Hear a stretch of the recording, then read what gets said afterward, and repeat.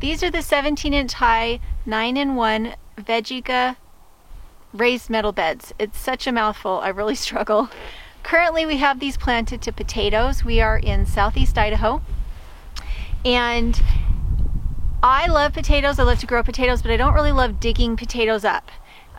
It's a lot of work. I have to get my kids involved in it, and sometimes they're a little cranky.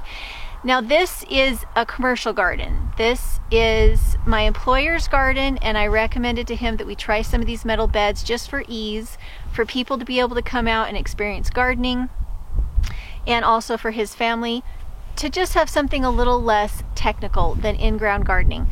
And I have really enjoyed them. They are holding up nicely, and they have little bars in the middle that hold the sides of the bed in. And I think these ones are just about the right size for kids to play in. I have some bigger beds that are ideal for adults, but I think for these, you know, for kids, or possibly if you were in a wheelchair, this might be a good level for you. The mix that I put in this is a perlite, peat moss, and vermiculite mix. I use a lot of perlite because I want the mixture to stay open and not to close in and compact on itself.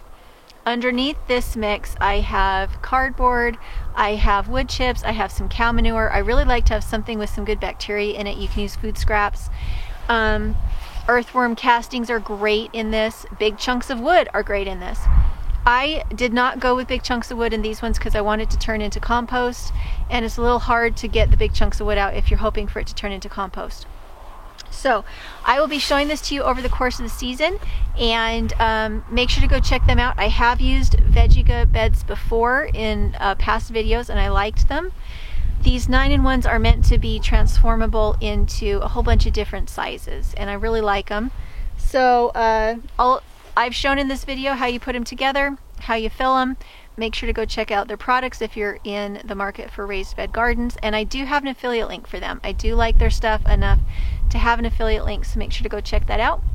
I know it's a little bit off-brand because I really like DIY things, but I think there's a flip side to everything. I'm currently working, and I don't have a lot of time to be putting up pallet beds and doing in-ground gardening. I just don't have the time because I'm away from home. And so I have a lot of empathy for other women and men and just families, people. I have a lot of empathy for people who are limited on time and still want to be able to garden, and I think these beds are a really great option. I do not just fill these with potting soil. It would be too expensive. I fill them with yard waste and food scraps and cardboard, and then only the top like 2 to 4 inches are actually potting soil, and I mix it myself. So go check them out, and we'll talk to you later.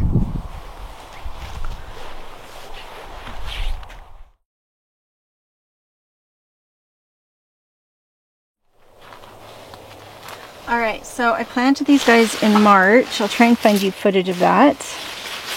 And